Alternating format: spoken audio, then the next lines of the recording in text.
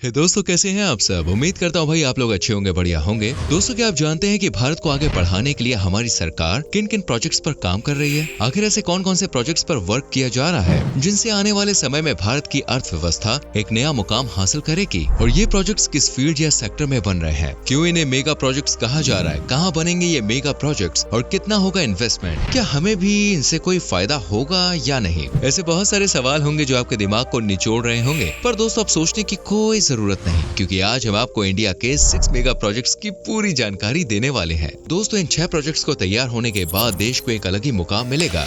Navi Mumbai international airport.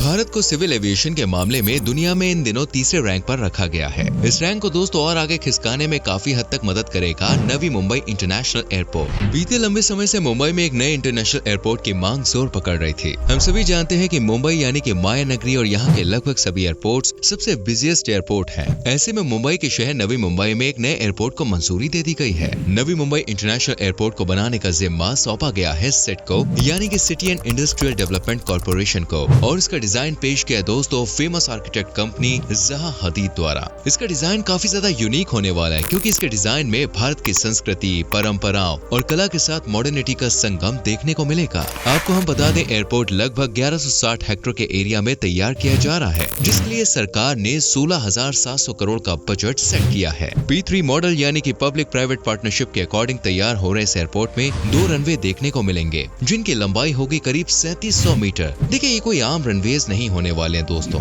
बल्कि ये एक साथ मेट्रो, वाटर कनेक्टिविटी और एक्सप्रेसवे को मैनेज करने वाले हैं। एयरपोर्ट में यात्रियों के हर सुख सुविधा का ध्यान रखा गया है। यहाँ लोगों को मल्टी लेवल कार पार्किंग के साथ साथ लॉज, कैंटीन, रेस्ट रूम और दूसरी कई सुविधाएं भी दी जाएंगी। वहीं एयरपोर्ट के अंदर तैयार होने वाला सेंट्रल टर्मिनल कॉम्प्लेक्स तो बेहद ही खास होने वाला है, क्योंकि ये एक साथ 3 मल्टी लेवल टर्मिनल्स का ग्रुप होगा। एयरपोर्ट पर जोर शोर से इसका काम किया जा रहा है। उम्मीद लगाई गई है कि नवी मुंबई इंटरनेशनल एयरपोर्ट के तैयार होते ही मुंबई एयरपोर्ट का वर्कलोड थोड़ा सा कम हो जाएगा।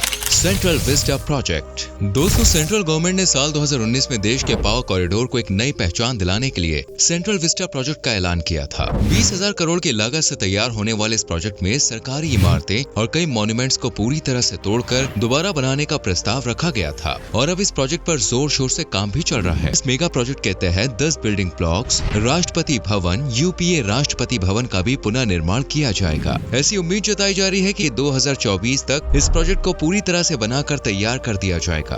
बात करें नए पार्लियामेंट की, तो इसे 64,500 वर्ग मीटर के एरिया में बनाया गया है, जिसमें 1272 संसद मेंबर्स के ऑफिसर्स हैं। इसके अलावा यहाँ लोकसभा में 888 और राज्यसभा में 384 मेंबर्स के बैठने की व्यवस्था की गई है। सेंट्रल विस्टा प्रोजेक्ट के लिए 4,58,820 वर्ग मीटर क्षेत्र को नष्ट किया जाएगा। यानी दोस्तों, ये इतने क्षेत्रफल में तैयार होगा, इसलिए सरकार कई हिस्टोरिकल मॉन्यूमेंट्स को तोड़ने का मन भी बना चुकी है। यही वजह है कि लोग इस प्रोजेक्ट से कुछ खास खुश नजर नहीं आ रहे हैं। इसके अलावा कई लोग पुराने पार्लियामेंट के टूट जाने से भी खुश नहीं है। पर फिलहाल ये प्रोजेक्ट जोर शोर से चल रहा है, और उम्मीद है कि अगले साल तक इस मेगा प्रोजेक्ट को कंप्लीट कर दिया जाएगा।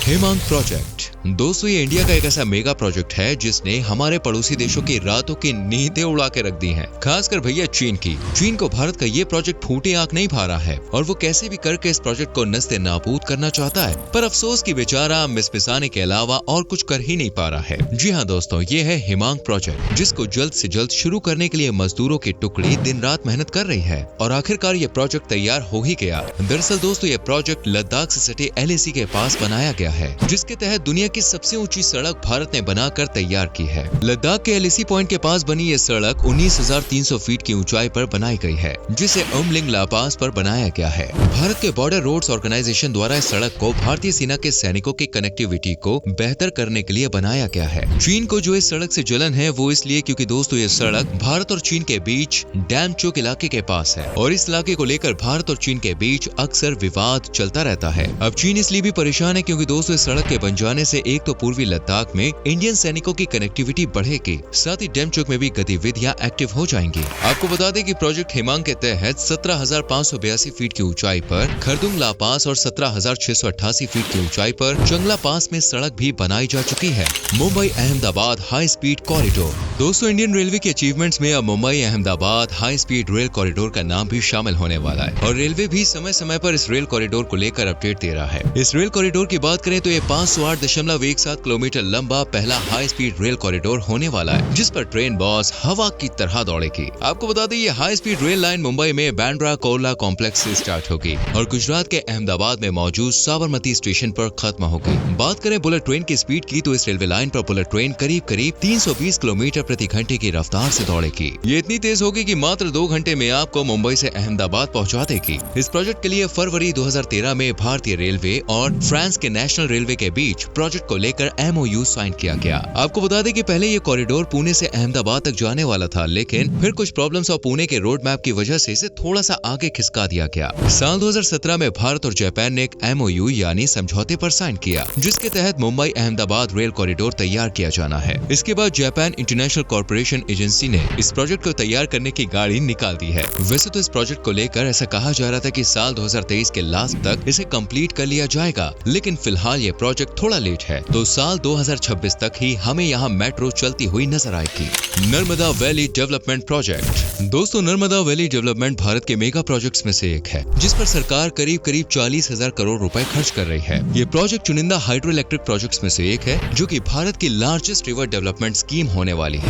बात करें प्रोजेक्ट की तो नर्मदा वैली डेवलपमेंट प्रोजेक्ट के तहत 3000 से ज्यादा छोटे बड़े बांध यानी डैम्स को बनाया जाना है और इसके लिए देखिए काम भी शुरू हो चुका है। आप सभी जानते हैं कि जब भी किसी बांध को तैयार किया जाता है तो उसके पीछे एक लॉजिक होता है, यानी उस बांध को क्यों तैयार किया जा रहा है या उसके क्या फायदे होने वाले हैं, ऐसे लॉजिक्स। तो कुछ ऐसे ही फायदे होने वाले हैं नर्मदा वैली डेवलपमेंट प्रोजेक्ट के, जिसके तहत इरिगेशन सिस्टम में सुधार, पावर आउटपुट को बढ़ाना, बाढ़ आदि को कंट्रोल किए जाने का सपना देखा जा रहा है। लेकिन दोस्तों इस प्रोजेक्ट के फायदे के साथ साथ कुछ नुकसान भी हैं। जैसे नुकसान नंबर 1 ये है कि प्रोजेक्ट पूरी तरह से नर्मदा पर बेस होने वाला है, यानी अकेली नर्मदा नदी पर ही 3000 से ज्यादा डैम्स तैयार किए जाने हैं, तो जाहिर है कि इसके लिए एक बड़े क्षेत्रफल की जरूरत पड़ेगी। तो इसके लिए दोस्तों कई एकड़ में फैले पेड़ पौधों को धराशायी कर दिया जाएगा। इससे आसपास के वातावरण और प्रकृति पर गंभीर असर देखने को मिल सकते हैं और हम सभी जानते हैं कि प्रकृति से छेड़छाड़ मतलब प्रकोप के लिए तैयार रहना। खैर नुकसान नंबर 2 ये है कि इन डैम्स को तैयार करने के लिए कई परिवारों को घर से बेघर भी किया जाएगा। इसके अलावा नुकसान नंबर 3 ये है कि असल में ये नुकसान भुगता जा चुका है और ये नुकसान जुड़ा हुआ है सरदार सरोवर डैम से, जो कि इसी प्रोजेक्ट का पार्ट है। असल में हुआ कुछ ऐसा कि इस डैम के लिए मध्य प्रदेश और महाराष्ट्र से बड़ी संख्या में लोगों को बेघर किया गया, लेकिन फिर भी इसका फायदा महाराष्ट्र और मध्य प्रदेश को नहीं हुआ,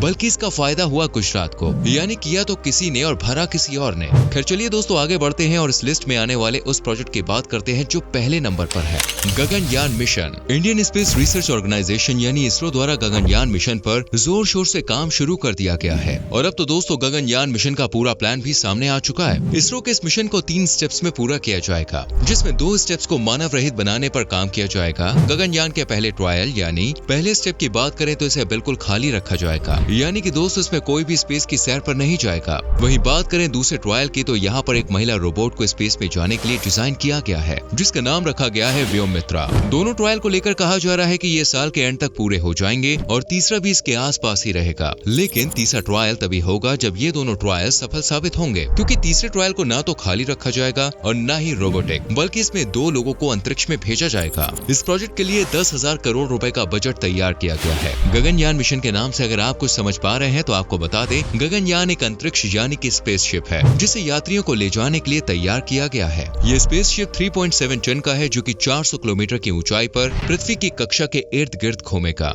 इस मिशन का टाइम पीरियड होगा 7 डेज का और इसे तैयार किया जा रहा है इसरो, हिंदुस्तान एरोनॉटिक्स लिमिटेड और defence research and development organisation द्वारा। हालांकि इसे ऑपरेट करने वाला है दोस्तों इसरो। इस मिशन में भारत के साथ रशिया भी है, जिसके सपोर्ट से 10,000 करोड़ के इस मिशन को अंजाम तक पहुंचाने की तैयारियां जोरों शोरों से चल रही हैं। इस मिशन के सक्सेसफुल होते ही भारत का न सिर्फ जमीन पर बल्कि स्पेस में भी वर्चस्व बढ़ जाएगा और वर्ल्ड लेवल पर भारत एक अलग ही रेपुटेशन के साथ खड़ा होगा। यही कारण है कि दोस्तों इस प्रोजेक्ट को काफी महत्वाकांक्षी प्रोजेक्ट बताया जा रहा है। तो दोस्तों ये थे भारत के वो 6 मेगा प्रोजेक्ट्स जो आने वाले समय में भारत की अर्थव्यवस्था को बदल कर रख देंगे। वैसे आपको इन प्रोजेक्ट्स के बारे में क्या लगता है, कमेंट करके जरूर बताएं। वीडियो को लाइक और शेयर भी करें। एंड आने वाली वीडियोस को देखने के लिए चैनल को सब्सक्राइब करके बेल आइकॉन प्रेस करें, जिससे आने वाली वीडियोस मिस ना हो। हम मिलेंगे आपसे अगली वीडियो में। Till then bye bye, take care.